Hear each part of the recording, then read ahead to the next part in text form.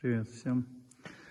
Продолжаем работать над Логаном. Вот уже он отшпаклеванный и загрунтованный. Вот как видно, здесь просвечивается немножко красный грунт снизу. Это не эпоксидный, кислотный грунт. Здесь он потек, в боксе немножко холодно.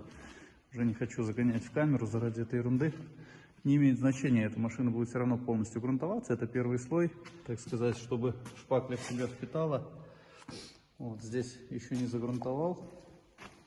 Вот так вот это делается. Ну и на крышу. Вот выровняли крышу, накинули первый слой кислотника, чтобы не ржавело. Ну и сейчас сложим наполнительный грунт. Перед у нас вот так вот почистили, кислотником обработали.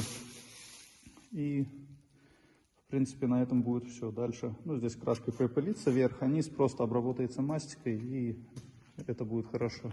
Там ничего больше делать не надо. Вот сейчас загрунтуем. Завтра будем завтра воскресенье, наверное, в понедельник уже перегрунтуем. Ну и потом там будет форточка, в камеру загоним, покрасим. Цвет будет коричневый такой, реношный цвет. Красивый, понравился, решили в коричневый. Все, всем пока.